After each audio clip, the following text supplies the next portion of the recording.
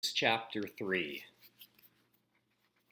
from the official NASA procedures for contact with intelligent extraterrestrial life. Historical impact. Before reading on, it's important to take a moment to consider the impact with intelligent extraterrestrial life. This event will be, without question, one of the most significant events in all of human history, if not the most significant. How it is handled will have incredible repercussions for the future of humanity. Therefore, while initial contact cannot necessarily be controlled, it is imperative that secondary contact and communication be handled by trained professionals who will be appropriate representatives of planet Earth. If this is not done, the ramifications for the survival of life on Earth could be disastrous. Thank you, Paul. Chapter 3. Ridiculously intelligent life. Lunar day 252, still very early in the morning. It was cyanide poisoning, to be precise.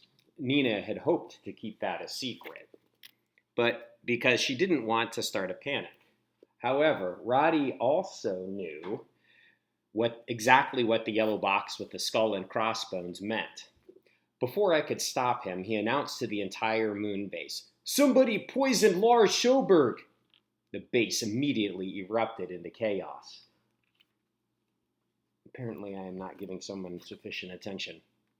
Everyone spoke at once, insisting that they couldn't believe anyone would have done such a thing, and then quickly professing their innocence. Now, I understood exactly why they felt the need to do this. Every single one of them had probably wished Lars Sjoberg dead at some point. Lots of them had even said it out loud in public. I know I had, plenty of times. That man had been absolutely horrible to every one of us. He had insulted, berated, tormented, and threatened us. In the most loathsome and vile family I had ever encountered, he was the most loathsome and vile by far. So it wasn't too hard to imagine that, faced with the prospect of being cooped up with the king of all jerkwads for another few months, someone had decided to simply bump him off instead. And everyone else seemed to be thinking the exact same thing. So Nina moved quickly to restore order. Once the cyanide in Lara's system was counteracted, she left Dad and Chang to keep an eye on him and exited the medical bay to speak to all of us. "Although Lars has been poisoned by cyanide," she announced, "that doesn't mean that someone actively poisoned him." "Yeah, right," Roddy muttered beside me. "There are many ways in which Lars might have been exposed to cyanide other than a murder attempt," Nina continued. "Like what?" Dr. Balnikov asked suspiciously. "Yes," Dr. Brahmaputra Marquez agreed. "Are there any environmental hazards that we need to be aware of at this base?" A murmur of concern rippled through the crowd. "There is no cause for alarm," Nina insisted, "and as you know, NASA is constantly monitoring our habitat, and they haven't seen anything to be concerned about." "Today, at least," grumbled Dr. Alvarez. His wife, Dr. Kim, gave him an angry elbow to the ribs. "Shenzhou," she hissed, and then glanced towards Roddy, Kira, and me as though worried that we had overheard him. It occurred to me that I had gotten a lot of worried glances that morning. "Now, we all have a very busy day tomorrow," Nina informed us. "Your residences are safe to return to, so please return home and try to get some sleep.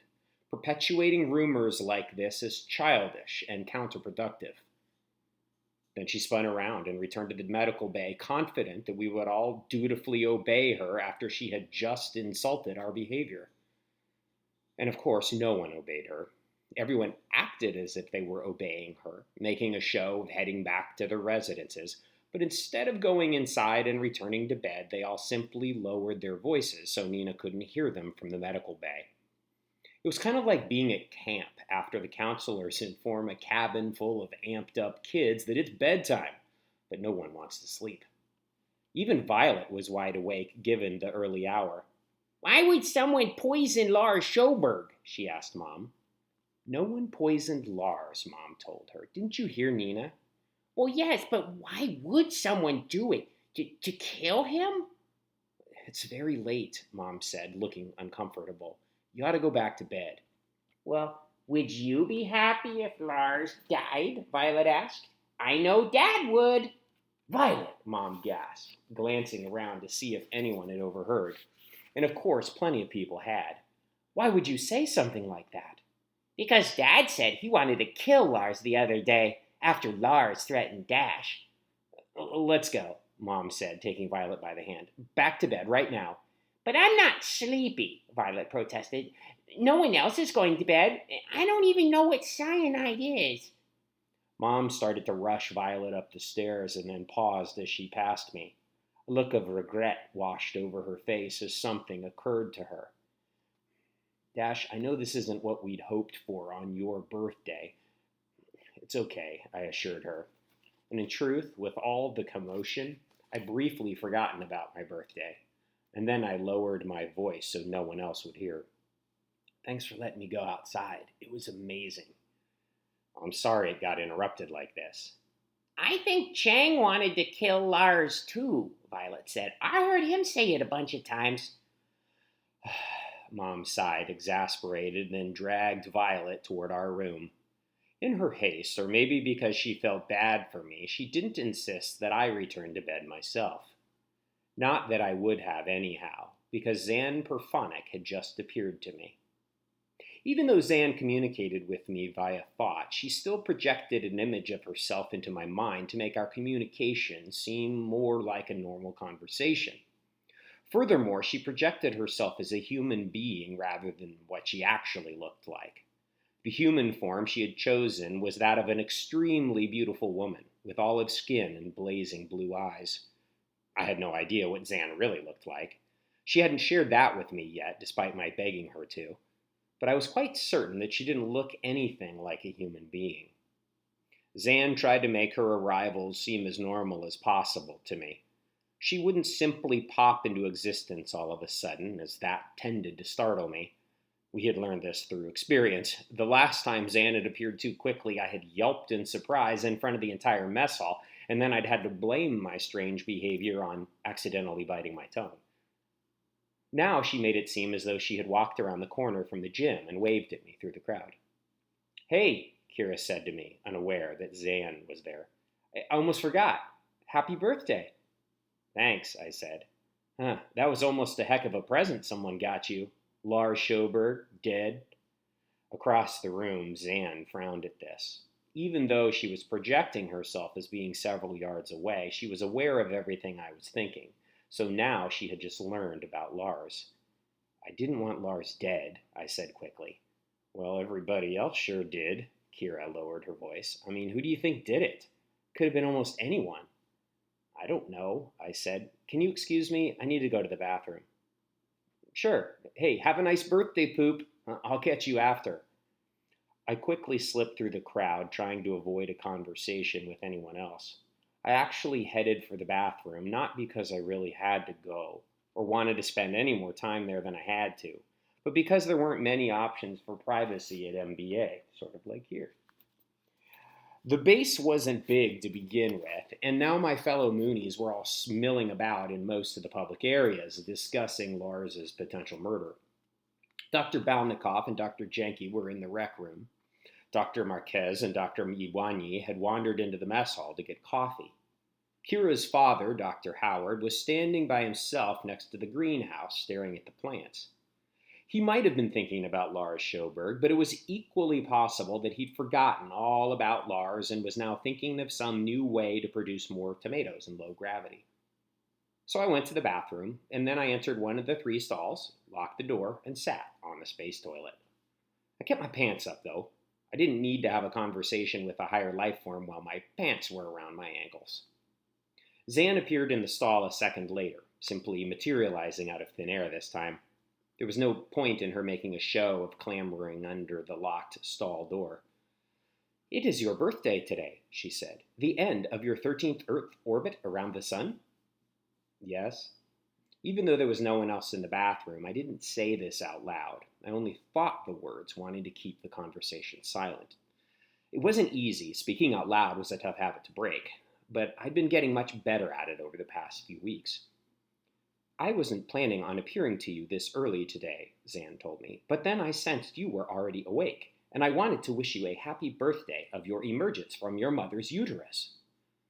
I said, we usually just say happy birthday. I don't suppose you had anything exciting planned for me, like maybe showing me what you actually look like? Actually, I had wanted to do something like that. Really? I was so excited I almost said the word out loud. I had been dying to learn more about Zan for months, but she had been very tight-lipped with information, preferring to grill me about humanity instead. Yes, I thought you deserved to know some more things about my species, Zan sighed. But now I'm afraid I have to ask what happened with Lars. Did someone really try to kill him? I frowned, upset for two reasons. First, learning some things about Zan's world really would have been a great present, but now Lars's poisoning had put that on hold. And more importantly, another potential murder at MBA made us humans look pretty bad. There was a great deal at stake in my contact with Zan. Quite likely, the fate of Earth hung in the balance. A few weeks before, Zan had told me that humanity was in grave danger of destroying itself. Now, in a sense, this wasn't a massive surprise because anyone paying attention could see that we were destroying pretty much every life form on Earth, hunting rhinos, elephants, and gorillas to extinction, burning down the forests, cranking up the heat on the planet by several degrees, and killing one another by the millions and dozens of wars, genocides, and other conflicts over the past decade. But still, it was unsettling to hear that the end could come soon, rather than at some vague point in the future. Zan had likened humans to an asteroid bearing down on our own planet, capable of wiping out all forms of life. But there was hope. Zan's species and several others in the galaxy knew of a way to solve many of our problems. Unfortunately, most of them didn't want to share it with us. Their solution had the potential to be dangerous if misused, and they had perceived, correctly I had to admit, that humans had a disturbing track record of taking new technologies and trying to kill people with it. Gunpowder, planes, nuclear bombs, and so on. If we tried to weaponize their technology, it could have far-reaching effects across the galaxy that would doom those other civilizations as well. So they had written us off as a lost cause. Only Zan hadn't. She saw potential in us that most others didn't. While our tendency to kill one another was certainly a bad thing, there was good in us as well. We'd invented some other things that no other civilization had. Music, art, poetry, love. Some other members of her species were in agreement, but not many. Zan wasn't supposed to be in contact with me at all, and she was taking a great risk by doing it. Passing on the technology would be a much greater risk, though. Zan didn't even have the authority to do it. She would be breaking the law, which would put her in danger. So she was still trying to figure out what to do, which was where I came in. Essentially, humanity was on trial, and I was the defense lawyer in an uphill battle. In the 2 months that I had known Zan, there had already been one murder at MBA, as well as many other acts of greed and duplicity. And to make matters worse, this was all happening in a group of only 25 people, some of whom were among the smartest humans alive. And we also had the Schobergs, prime examples of the worst that humans could be. So I already had my work cut out for me, and now I had another potential murder, or attempted murder, to explain. I don't know if someone tried to kill Lars or not, I told Zan. Nina says it was probably an accident of some sort. But you don't believe Nina. It was a statement, not a question. Zan could read my thoughts and feelings well enough to know the truth. I'm not sure what to believe. I don't really know much about this. It all just happened right now. Nina has lied to you before, plenty of times. Well, you've lied to me too, I pointed out. I was trying to protect you. Well, so is Nina, I think. She's trying to protect all of us. How? By keeping us from getting worried. But there could be a killer among you again. Don't you think all of you should be worried about that? Well, if there is a killer, yes, but we don't know that for sure yet. This could have been an accident. Maybe Lars got poisoning from the food. If your food is poisoned, that sounds like something you should be worried about too. Yeah, I admitted, but the thing is, Nina's trying to do the right thing. We all are, and except for whoever tried to kill Lars. Well, if someone actually tried to kill him at all, which there's no proof of, While plenty of us have been doing very nice things for the Schobergs. I mean, my dad and Chang just helped me save Lara's life, and he's always been awful to them. And Mom and Dr. Bravoputra Marquez were taking care of Sonia, too. They are, Zan agreed, and then considered this for a while. Eventually, she asked, "Do humans like killing each other?" "What?" I asked, aghast. Why would you even think that? "You seem to do it so often." "Not really," I said defensively. "There are only 25 people at this base, and there has already been one murder and one poisoning here. That's quite a lot, isn't it?" "Well, like I said, that poisoning might have been just an accident. And I understand that on Earth there are thousands of murders every day." "Well, that sounds a little bit high." "Well, you have people dying in wars, and there are many of those taking place on Earth right now, yes?" I frowned. Somehow this conversation had gotten even worse. "Yes." "And there have been hundreds of wars throughout your history. Thousands, maybe. Why would you do this so often, if it wasn't enjoyable?" It's, well, it's complicated, but no one likes killing people, I swear. A great many of your movies feature people killing one another, and those are made for your enjoyment, yes?" My frown grew larger. The only way Zan even knew about those movies was because I had shown them to her. "Yes." "Millions of people die in Star Wars alone. Garth Schmader blows up an entire planet." "Darth Vader," I corrected, "and he's the bad guy. But the good people kill too, and they're supposed to be the heroes." "I thought you liked Star Wars," I said, trying to change the subject again. "And all the other movies I showed you, too. I thought you said they were one of the great things about humanity, along with all our other forms of entertainment." "The innovation that you employ to amuse one another is certainly unusual. I find it all very fascinating. It's amazing that you can create such wonderful stories and yet still enjoy killing each other." "We don't enjoy killing each other." "Well, then why do you do it so often? Why do you spend so many billions of dollars on weapons? Why are your armies so big?" "Hey, now hold on," I said. "Are you telling me that on your entire planet, members of your species never kill each other?" "Yes." "Really? You settle all conflicts without wars?" "Of course." I did my best to hide my surprise. Perhaps it was a bad reflection on me as a human, but I had a hard time imagining how this was even possible. "And this applies to all the species that you know of across the galaxy?" "The intelligent ones." "So there are others who kill?" "Oh, yes, but we do our best to avoid them." "Look," I said, "I can't really explain why people kill each other. I don't get it myself, but I know we don't enjoy it. No one wants to do it." "Then why do so many of your video games involve the simulation of it? Your friend Roddy spends several hours a day playing those." "Well, first off, Roddy isn't my friend. He's just someone I'm stuck here with." "But he's not an anomaly, is he? You have said yourself that those games are extremely popular." I sighed, exasperated. "Zan, it's my birthday, and I can think of a million ways I'd rather spend it besides having this conversation while seated on the space toilet." Zan blinked, startled. "I'm sorry. I'm simply trying to understand your species." "Well, there are things about us that I just can't explain. I'm just a kid. I don't know the reason humans do half the things we do. I don't have any idea why we kill each other, or pick our noses, or say cheese when somebody takes a picture of us." "You name a dairy product during the act of photographic recording?" "Yes, and I don't know why, and it makes no sense, but we do it anyhow.